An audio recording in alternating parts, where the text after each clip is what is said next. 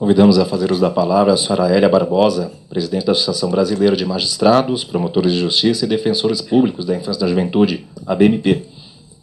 Muito obrigada. Boa tarde a todas, boa tarde a todos. Cumprimentar a mesa, doutor Romeu Caputo e Moacir Souza, na pessoa de Ana Radar, a nossa colega de curso. Na verdade, a gente se sente ainda estudante e, por isso, eu me sinto um pouco mais relaxada. Estou extremamente nervosa, porque não chegar no horário, não por minha vontade, mas por várias vontades outras, é complicado, né? A gente deixa muito estressada. Eu diria, com a boa baiana, eu estou precisando tomar um banho de folha, porque estou de olhado. Confesso. Tenho que acreditar que estou de olhado, porque tudo deu errado de ontem para hoje. Impressionante. Até o táxi agora, na última hora, não atendia o ponto. Eu fui para a rua para poder pegar táxi. Eu falei, não é possível. Eu estou correndo, porque, inclusive, ontem a estagiária entregou meus recursos com prazo para hoje, em outra Câmara, que não era na Secretaria de Recursos. E ontem e hoje eu percebi isso quando eu cheguei em casa com as cópias. Aí, assim que o voo aterrissou, eu ligando para a escrivã, preocupada com... Calma, doutora, a senhora já registrou os processos? Assim, também perder prazo é muito complicado, né? Então, assim, peço um oceano de desculpas, inclusive a nossa conselheira do CNJ, a doutora Débora Ciotti, que gentilmente acolheu o nosso pedido, porque nós convidamos também os representantes do Conselho Nacional do Ministério Público. O designado não pôde, que já tinha um compromisso, pediu desculpas, é um paulista, mas ficou de continuar conosco. Do CONDERJ, não sei, houve algum equívoco que não deu para vir, e a do CNJ esteve aqui, porque, como a Ana falou, nós precisamos estabelecer um consenso, buscar um consenso. E não podemos pensar nesses subsídios e nessa busca de talvez até uma resolução conjunta para essa questão que é tão complexa, se não estivermos envolvidos com todos os poderes e instituições e a sociedade civil representada. Quero agradecer a todos aqui em nome da ABMP, em nome do seu Conselho Executivo. A ABMP tem uma história na linha do enfrentamento, né, de uma educação com qualidade, não só em ações pontuais com capacitação com os atores do sistema de justiça, conselhos tutelares de direitos, inclusive com a Secretaria Municipal de Educação e estadual, mas também fez os fluxos operacionais sistêmicos para demonstrar como começaram a enfrentar aquilo que não está sendo cumprido legalmente, e participa, junto com a ONG Todos pela Educação, de uma política, já desde 2010, da Justiça pela Educação com Qualidade. E, o ano passado, lançou um livro, até aqui nesta casa, que está muito bem integrado por pensamentos dos experts na área de educação e do direito. Então, quando eu fui contemplada com essa bolsa para ir para Harvard, que a Ana acabou de colocar, eu me senti um pouco lá isolada, porque só tinha eu e Garrido, ele está aqui, da área do direito. Só tínhamos nós, mas o pessoal de educação, né? Muito pessoal especializado, secretárias, doutoras em educação, Ana e tantas outras. Aprendi muitíssimo com Cláudia Costa, com Cleusa, pessoal que domina o assunto, e buscava, e aí começou a trabalhar na minha cabeça como que nós íamos enfrentar essa situação. Por quê? Falava-se desse conflito que existe, da judicialização, que já está sendo hoje quase que um conflito mesmo, porque não há uma eficácia, e a gente vai tentar demonstrar isso nas falas, o doutor Paulo vai falar isso muito bem, mas porque precisávamos desenvolver a arte da dialética.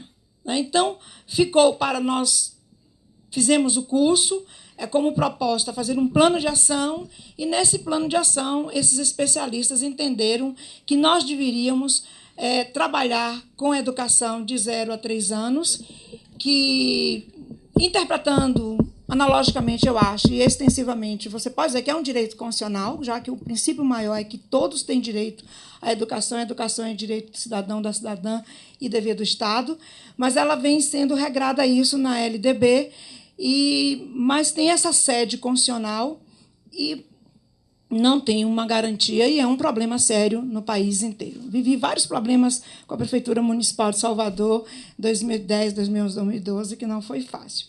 E, ao final, soube que deixou dinheiro, disse que não tinha dinheiro para as creches, né? Devolveu o dinheiro. É complicado isso também. Então, assim, a realização desse encontro é um desdobramento desse trabalho, por isso que eu disse que nós nos sentimos estudantes aqui coordenando esse evento, mas que tomou esse cunho já agora de pensar mesmo esse documento de âmbito nacional. E nós contamos muito com o apoio da Prefeitura. Quero agradecer a você, Ana, toda a sua equipe, Rogério, Terezinha, todos que puderam contribuir para que nós estivéssemos aqui agora resolvendo esse impasse na educação. Eu quero agradecer também a equipe da Maria Cecília, da Fundação Maria Cecília Souto Vidigal, que contribuiu, inclusive, para a vinda de algumas pessoas de fora para cá com passagens. E a própria equipe também da ABMP. Bom, o que eu pensei em falar? Ana terminou no que eu iniciaria, que foi o grupo trouxe essa reflexão dessa tensão. De um lado, a tensão, do outro, o direito, a demanda, a não existência de vagas, como que nós trabalharmos. Isso foi muito bem pensado. Mas essa tensão, a gente tirou 3 fatores reais. Como alcançar o equilíbrio entre a necessidade do atendimento à demanda, a urgência no cumprimento desse serviço público com eficiência e eficácia e a capacidade de investimento público. Isso, a mim, buliu bastante, porque eu tive que estudar e aprender um pouco mais como enfrentar essa situação. Então, para desenvolvermos esse plano de ação, dividimos metodologicamente a abordagem da temática em algumas razões que cada um procurou desenvolver de acordo com sua expertise. Então, nós trabalhamos as razões democráticas para a oferta de creches, mostrando a questão da cidadania, da dignidade humana, os dispositivos constitucionais que tratam da educação, o artigo 205 caput, que direito de todos e dever do Estado, mas também a LDB e a creche como um direito social em sede de direito constitucional. Então, como que nós vamos, com essa base jurídica, buscar conciliar com o Executivo a demanda e a ausência, demanda de alunos e de crianças e adolescentes na primeira infância e não existência de vaga suficiente. As razões da neurociência para a oferta de creches. Esse assunto eu tenho me debruçado e fico muito feliz e agradecida por ter sido privilegiada com essa bolsa para participar desse curso.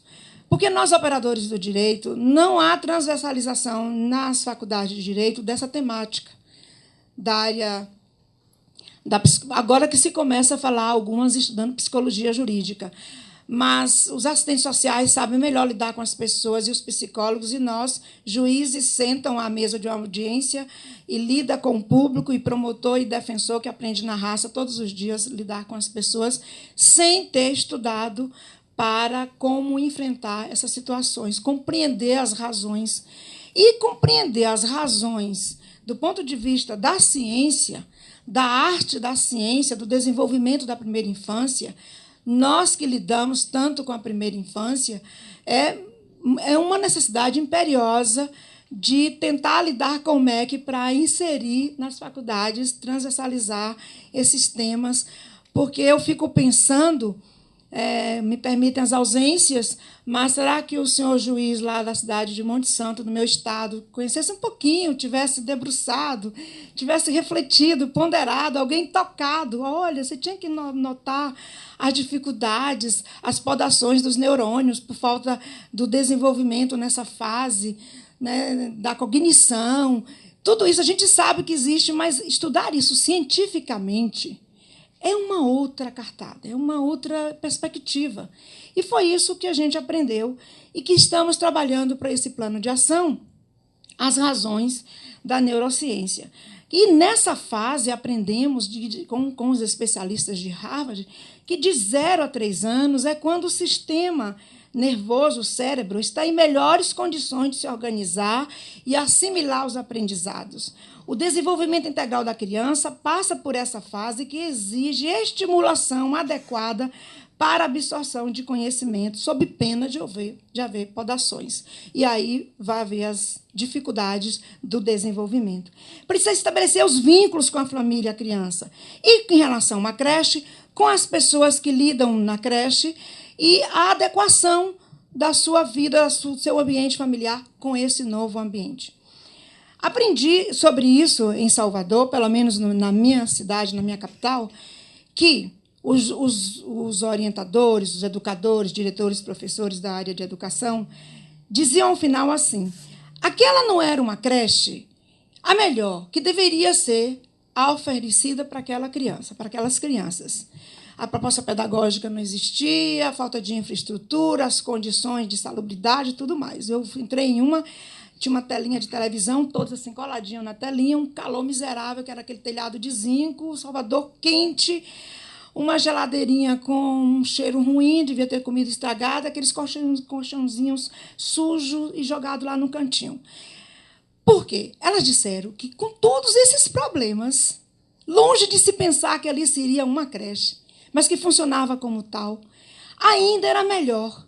E os resultados alcançados ao final dos estudos apontaram que foram bem melhores do que ficar em casa, ou com outras pessoas, ou nas ruas, sofrendo todo tipo de violência, inclusive violência sexual, abuso sexual.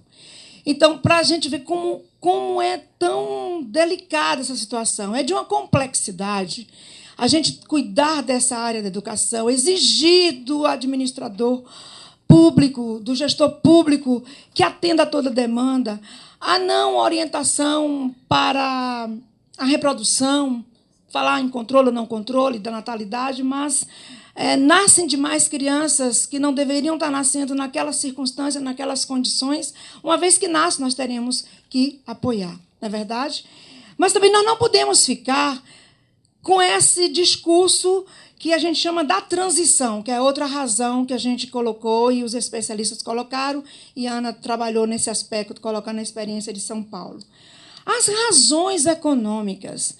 Os doutores lá, os professores, demonstraram científica e tecnicamente, com dados estatísticos, cronometrando, como, para os países, é um ganho economicamente, politicamente e do ponto de todos os ganhos do desenvolvimento, o investimento nas políticas públicas e na educação nessa fase. Porque você vai ter pessoas jovens e adultas com mais condições de contribuir para o desenvolvimento do país. E que, economicamente, já se mostrou que o investimento em uma criança $1, o resultado seria ganho de $4 a $9 para cada criança que era investida, com dados de pesquisas que foram feitas. E, assim, nos deixou muito encantado com essa perspectiva de que temos que sensibilizar todos os prefeitos e todos os dirigentes para haver um investimento. Sensibilizar todos nós, operadores do sistema de justiça e de garantia de direitos, nossos dirigentes da nação e dos estados, todos. Nós temos que sensibilizar todos para essa questão, porque parece que não é uma questão nova, ela já vem sendo estudada, mas, aos olhos e ao nosso sentir, às nossas práticas, a gente não está trabalhando como deveria. Graças a Deus, a Maria Cecília está enfrentando bastante essa questão. Nós levamos essa temática e falando desses aspectos no encontro regional em Fortaleza, Ana, e a oficina, os participantes da oficina, juízes, promotores, defensores, conselhos tutelares, conselheiros de direitos, votaram que a Maria Cecília fará um parecer e a BMP encaminhará para todos os prefeitos do Nordeste, pedindo e demonstrando essa sensibilidade cientificamente, como é importante investir na primeira infância. Então, também nós pensamos, o grupo trabalhou as tensões entre a universalização do acesso à creche e as prioridades de atendimento, as dificuldades da transição e a judicialização. É uma solução? Claro que não vamos negociar, é inegociável, é indiscutível o direito da criança e daquela mãe ou do seu responsável da criança levá-la à justiça para exigir que se lhe garanta uma vaga na creche. E isso, eu e doutor Paulo Garrido, dentro do grupo, nos manifestamos dessa forma. Não poderíamos ser de outra forma, até pela nossa formação, pelo nosso compromisso. É direito constitucional, universal, impostergável, né, está em todas as normativas internacionais. Porém, a gente aceitou entrar no processo de discutir como vai se dar essa transição e como vamos desenvolver a dialética, né? Porque o consenso é o sentimento de consentimento, é a manifestação de vontade. E esse é o significado etimológico da palavra. É um outorga, é o se dar e é o receber. É abrir, não ficar com a mente embotada para as questões. Eu falo assim, eu penso assim, você pensa assim, fala daquela forma, e a gente não se encontra. Não. No Estado democrático de direito, onde a democracia participativa predominantemente não pode ser de outra forma, e não pensar, jamais não temos a capacidade de dialogar. Então, nós temos que pensar essa dialética, como que nós vamos trabalhar para buscar o consenso. A busca do consenso também está associada à emancipação social, segundo Habermas, e à capacidade de comunicação com razoabilidade. Isso não é fácil. Nós sabemos que não é fácil num país ainda em desenvolvimento e tão grande como é o Brasil, nós conseguirmos isso. Mas a gente não pode recuar na educação. A gente está chegando quase que convencido de que nós só vamos encontrar uma solução se nós formos capazes de desenvolvermos essa dialética. E São Paulo está à frente. Já discutiu a sociedade civil com os poderes em audiência pública essas questões e a judicialização. E está para ser julgada uma ação civil pública. Então, São Paulo está avançando porque está buscando, através do consenso, encontrar aí uma solução. Nós sabemos também que essa luta emancipatória no nível da educação infantil não tem sido satisfatória, as motivações que têm sido discutidas. A democratização do acesso de crianças de 0 a 3 anos não está plenamente satisfatória. Se eu estiver errado, vocês depois me digam do que eu aprendi. Ela está, não obstante, esteja ocupando espaço nas agendas políticas. E, por isso mesmo, são desafios. Desafios. É um processo de transformação permanente. O desenvolvimento é integral e deve considerar os fatores emocionais, motores, afetivos e cognitivos. As instituições de acolhimento nessa faixa etária são de natureza educativa. A complexidade do período de adaptação à creche, quanto às inconsistências sobre o momento mais adequado de se colocar um bebê em uma creche, a necessidade da expansão de matrículas para alcançar as metas do Plano Nacional de Educação, a necessidade de valorização do professor, a falta de qualidade da educação infantil, a necessidade de formação da competência comunicativa dos educandos. Não há políticas públicas que viabilizem condições para que a creche seja um espaço educativo e que haja interação entre aprendizagem e afetividade. Falta supervisão das instituições, não há efetivação dos direitos para atender às necessidades das crianças. Então, perguntamos, como desenvolver o consenso na educação infantil que possa atender às necessidades de todos sem ameaçar diversas discordâncias? Existe clareza do consenso aplicado na educação infantil? Qual a fundamentação jurídica e sua importância? O doutor Paulo Garrido vai dizer isso para os senhores.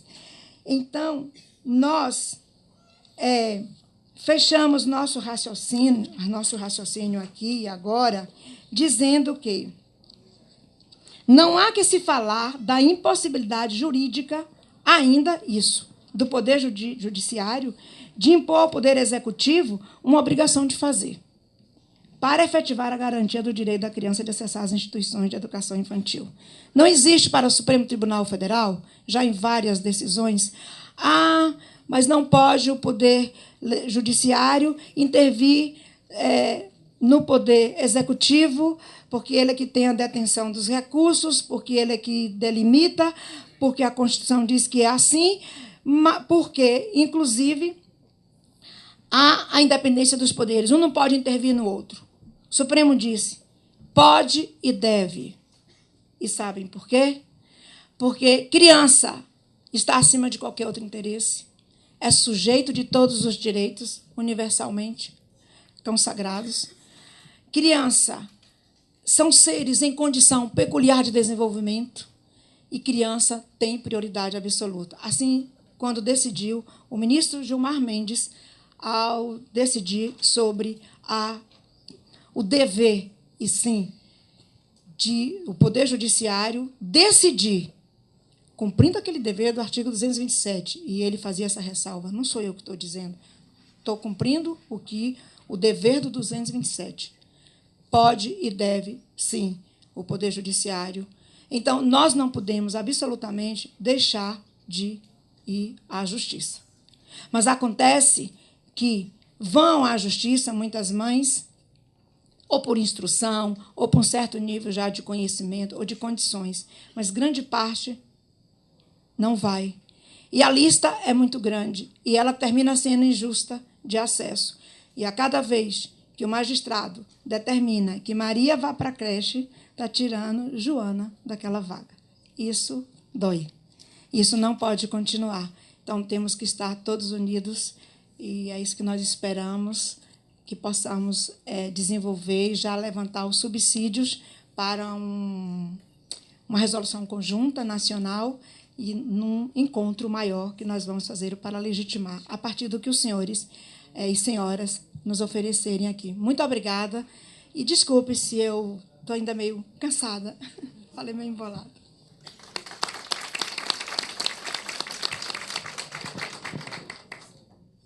Convidamos a fazer uso da palavra o senhor Romeu Caputo, secretário de Educação Básica do Ministério de Educação.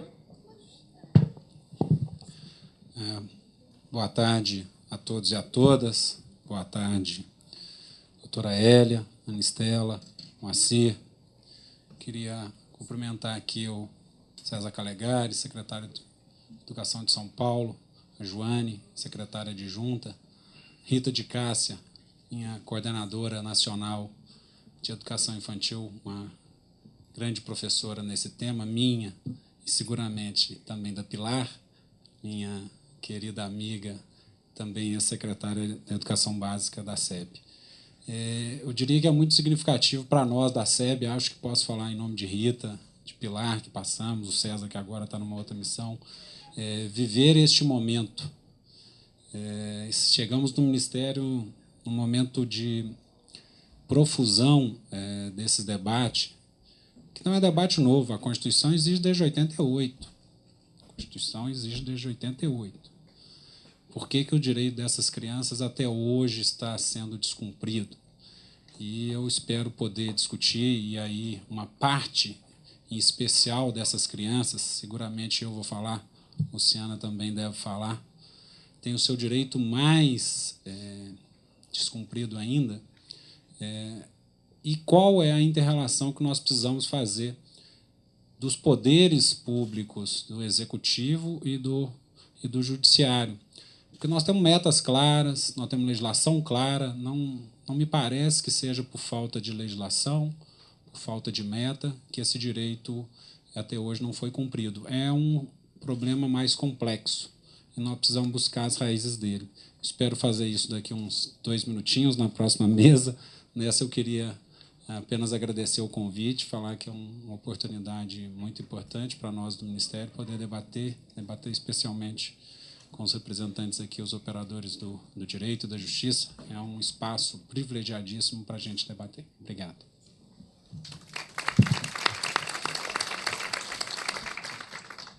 As autoridades irão se retirar da mesa agora para darmos prosseguimento ao seminário. Temos a exposição do primeiro painel. Só quero dizer, Rita, eu esqueci de falar em você, mas você foi uma grande mestre, viu? Continua sendo.